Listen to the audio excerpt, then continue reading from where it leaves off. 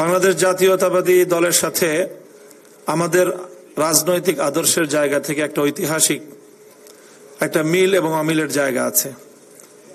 আমাদের ঐতিহাসিক যেই জায়গাটায় জাতীয়তাবাদী দলের সমন্বয় এবং মিলের ধারা রয়েছে, সেটি শত শত বছর ধরে বাংলাদেশে চলে আসছে।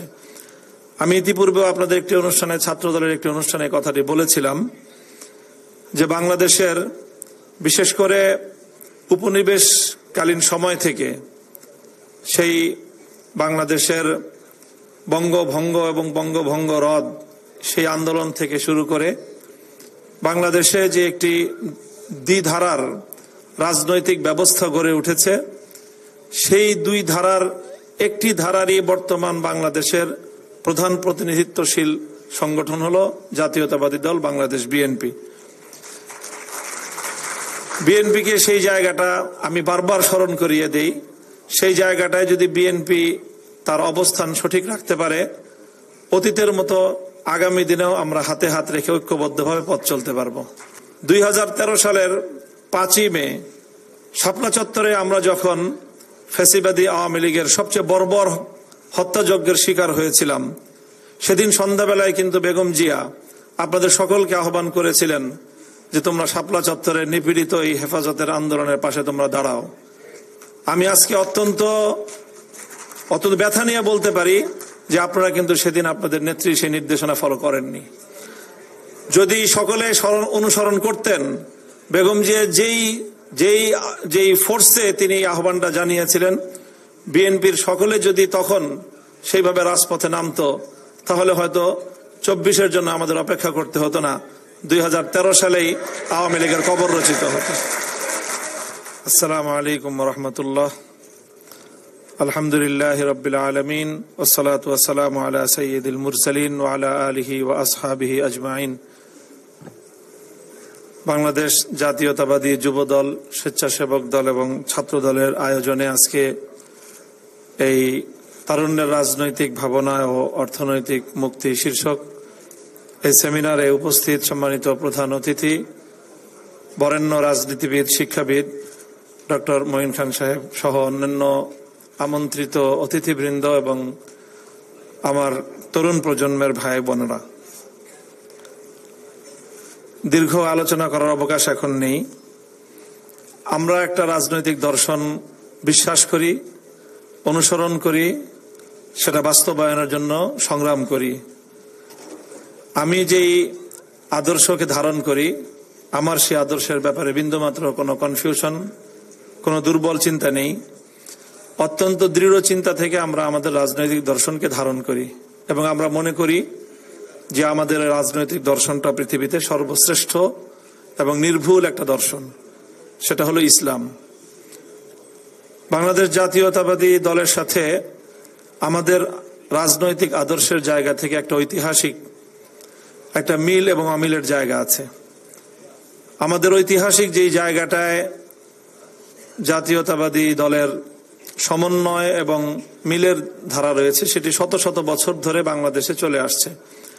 আমি ইতিপূর্বেও আপনাদের একটি অনুষ্ঠানে, ছাত্র দলের একটি অনুষ্ঠানে কথাটি বলেছিলাম যে বাংলাদেশের বিশেষ করে উপনিবেশকালীন সময় থেকে সেই বাংলাদেশের বঙ্গভঙ্গ এবং বঙ্গভঙ্গ রদ সেই আন্দোলন থেকে শুরু করে বাংলাদেশে যে একটি দ্বিধারার রাজনৈতিক ব্যবস্থা গড়ে উঠেছে, সেই দুই ধারার একটি ধারারই বর্তমান বাংলাদেশের প্রধান প্রতিনিধিত্বশীল সংগঠন হলো জাতীয়তাবাদী দল বাংলাদেশ বিএনপি। বিএনপিকে সেই জায়গাটা আমি বারবার স্মরণ করিয়ে দেই। সেই জায়গাটায় যদি বিএনপি তার অবস্থান সঠিক রাখতে পারে, অতীতের মতো আগামী দিনেও আমরা হাতে হাত রেখে ঐক্যবদ্ধভাবে পথ চলতে পারবো। আমি আমার পূর্বসূরি শাইখুল হাদিস আল্লামা আজিজুল হক রহমতুল্লাহ আলাইহির নাম স্মরণ করে বলবো যে বেগম জিয়া সহ আমাদের পূর্বসূরিরা বাংলাদেশে যে রাজনৈতিক ঐক্যের জায়গা থেকে সমন্বয় গড়ে তুলেছিলেন, আমি মনে করি আগামী দিনেও বাংলাদেশে তার প্রাসঙ্গিকতা রয়েছে। আমি আমাদের বিভিন্ন সংগ্রামে আপনাদের নেতৃবৃন্দের যে অতীতের যে ভূমিকা, সেই জায়গাটাকেও আমি শ্রদ্ধাভরে স্মরণ করতে চাই এবং সেই জন্য আজকে আপনাদেরকে বিশেষ করে বিএনপি নেতৃবৃন্দকে একটি বিষয়ে সতর্ক করতে চাই। 2013 সালের 5ই মে শাপলা চত্বরে আমরা যখন ফ্যাসিবাদী আওয়ামী লীগের সবচেয়ে বর্বর হত্যাযজ্ঞের শিকার হয়েছিলাম, সেদিন সন্ধ্যাবেলায় কিন্তু বেগম জিয়া আপনাদের সকলকে আহ্বান করেছিলেন যে তোমরা শাপলা চত্বরের নিপীড়িত এই হেফাজতের আন্দোলনের পাশে তোমরা দাঁড়াও। আমি আজকে অত্যন্ত ব্যথা নিয়ে বলতে পারি যে আপনারা কিন্তু সেদিন আপনাদের নেত্রী সেই নির্দেশনা ফলো করেননি। যদি সকলে অনুসরণ করতেন, বেগম জিয়া যেই ফোর্সে তিনি আহ্বানটা জানিয়েছিলেন, বিএনপির সকলে যদি তখন সেইভাবে রাজপথে নামতো, তাহলে হয়তো 24-এর জন্য আমাদের অপেক্ষা করতে হতো না, 2013 সালেই আওয়ামী লীগের কবর রচিত হতো। কাজে সেই জায়গা থেকে আমি বেগম জিয়ার সেই ঘোষণাকে আবারও বিএনপিকে স্মরণ করিয়ে দিতে চাই এবং মনে করি যে সেই জায়গাটা আপনাদের মেরামত করা উচিত, যেই জায়গা থেকে বেগম জিয়ার সিদ্ধান্ত বাস্তবায়নেও আপনাদের দলের মধ্যে কোনো ধরনের ত্রুটি বিচ্যুতি হয়ে থাকতে পারে, সেটা আপনারা আবিষ্কার করবেন। লম্বা আলোচনা আর করব না। বাংলাদেশ জাতীয়তাবাদী দলের সৃষ্টির যে ইতিহাস আমরা অধ্যয়ন করি, সেখানে এই জাতীয়তাবাদী দল গঠনের সূচনা লগ্নে শহীদ প্রেসিডেন্ট জিয়াউর রহমানের কিছু চিন্তা এবং তার সৃষ্টিশীল কিছু কর্মের কথা আমরা জানি।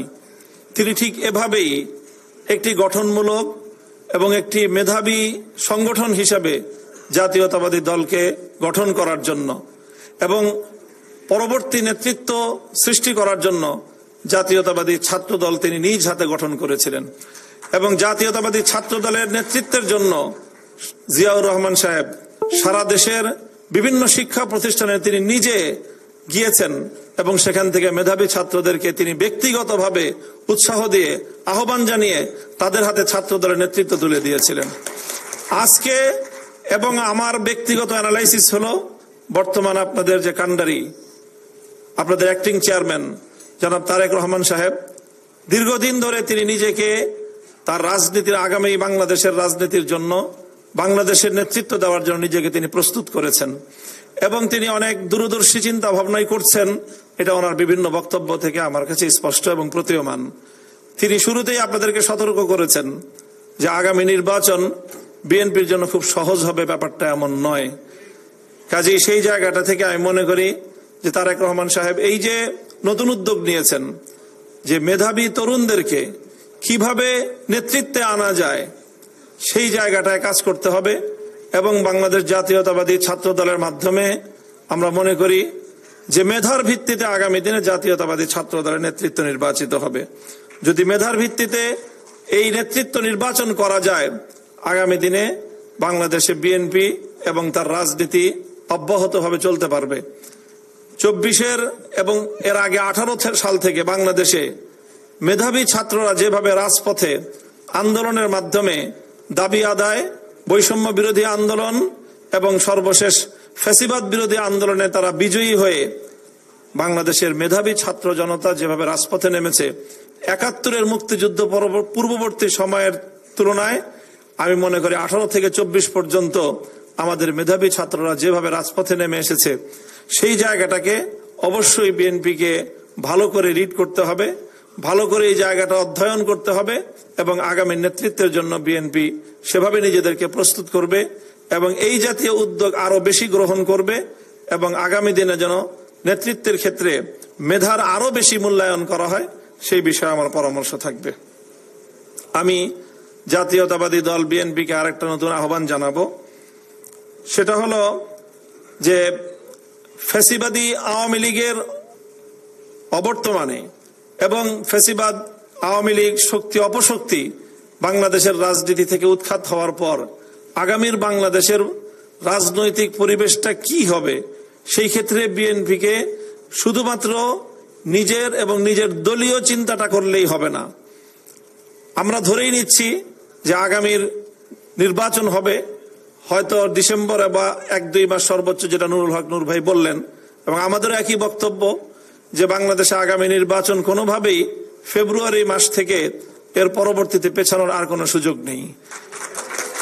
ফেব্রুয়ারির প্রথম হাফ প্রথমার্ধেই বাংলাদেশের জাতীয় নির্বাচন হওয়াটাই এখন সকল দেশপ্রেমিক মানুষের এবং বাংলাদেশের স্থিতিশীলতা, রাজনৈতিক স্ট্যাবিলিটি প্রতিষ্ঠার জন্য এটা অত্যন্ত জরুরি। সেই জায়গা থেকে নির্বাচন অত্যাসন্ন। বিএনপি যদি শুধুমাত্র নিজের রাজনৈতিক অবস্থান এবং নিজে নির্বাচন করে হয়তো বিজয়ী হয়ে ক্ষমতায় যেতে পারবে, রাষ্ট্র পরিচালনা করতে পারবে, সেই জায়গাটুকু চিন্তা করলেই হবে না।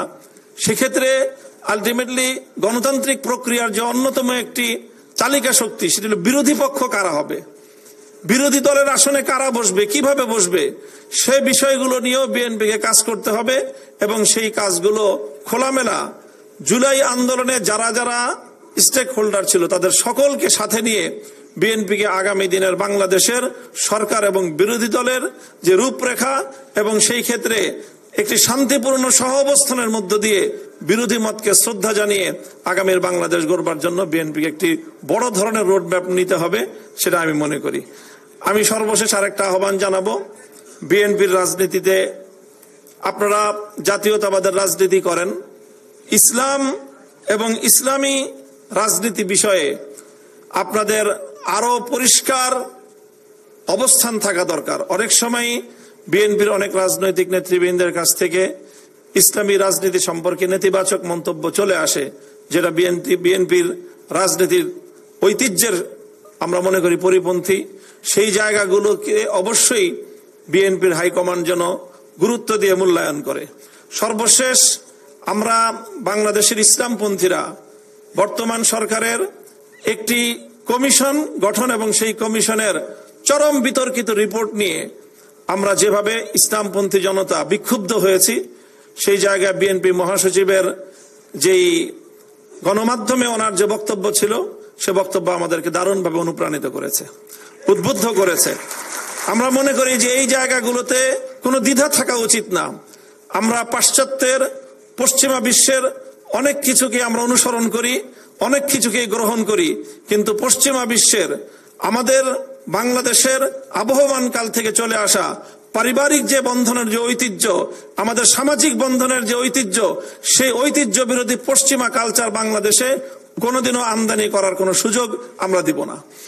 এবং এই ক্ষেত্রে যারাই আমাদের বিপক্ষে দাঁড়াবে, যত বড় শক্তি হোক না কেন, সে আমার যতই আপন হোক না কেন, আমরা তাদের বিরুদ্ধে যুদ্ধে লিপ্ত হব। এটা আমাদের পরিষ্কার ঘোষণা। কাজে এই জায়গা থেকে আমি মনে করি যে পশ্চিমা বিশ্বের অর্থনৈতিক মুক্তির অন্যান্য সামগ্রিক যে উন্নয়ন তারা করেছে, বৈজ্ঞানিক উন্নয়ন, প্রযুক্তিগত উন্নয়ন, এই সব উন্নয়ন বাংলাদেশের মানুষ, বাংলাদেশের রাজনীতি, বাংলাদেশের রাষ্ট্রে সেগুলো অনুসরণ এবং সেগুলোর আমদানি হতে পারে, কিন্তু বাংলাদেশের আবহমান কাল থেকে চলে আসা সমাজ এবং সভ্যতা বিরোধী কোনো কালচার, কোনো কার্যক্রম বাংলাদেশে কোনোভাবেই গ্রহণযোগ্য নয়। খুব সূক্ষ্ম একটা বিষয়ের মাধ্যমে আমাদেরকে শঙ্কা আমাদের মধ্যে তৈরি হচ্ছে। রেইনবো নেশনের একটা প্রসঙ্গ আজকে আলোচনায় এসেছে। সেই রেইনবো নেশনের বিষয় নিয়ে এবং এই টার্মগুলো নিয়ে আমাদের মধ্যে এক ধরনের শঙ্কা কাজ করে। আমি মনে করি যে আপনারা এই জায়গাগুলো নিয়ে আরো গবেষণা করবেন, আপনাদের বক্তব্য এবং অবস্থান এই জায়গাগুলোতে আরো ক্লিয়ার হবে।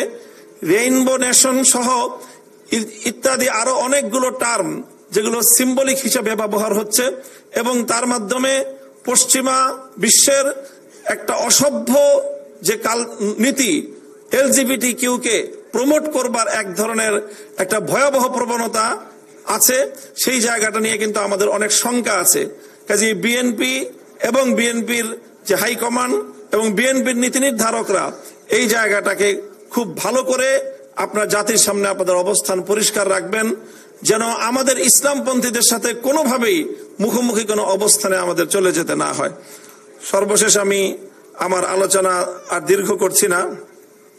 ইসলামোফোবিয়া যেন আপনারা আক্রান্ত না হন এবং ইসলামী মূল্যবোধের যেই কথা জাতীয়তাবাদী দলের প্রতিষ্ঠা লগ্ন থেকে অন্যতম প্রধান ভিত্তি হিসেবে বাংলাদেশ জাতীয়তাবাদী দল গ্রহণ করেছে, আমি আশা করব যে আগামী দিনেও সেই ইসলামী মূল্যবোধে বিশ্বাস এটা আরো জোরালো হবে, আরো শক্তিশালী হবে এবং ইনশাআল্লাহ আমরা আমাদের বাংলাদেশকে বিগত দিনের ফ্যাসিবাদী সরকার এবং এই ফ্যাসিবাদকে বাংলাদেশের বাইরে থেকে যারা বাংলাদেশে প্রতিষ্ঠিত করেছে, বাংলাদেশের মানুষের অধিকারকে চরমভাবে দুপায়ে দলিত করে নেই, শুধুমাত্র বাংলাদেশের মানুষের ইচ্ছা এবং অভিপ্রায়কে লাঞ্ছিত করেছে যে বিদেশি শক্তি, সেই বিদেশি শক্তির আধিপত্য বাংলাদেশে কোনোভাবেই প্রতিষ্ঠিত হতে দেওয়া যাবে না।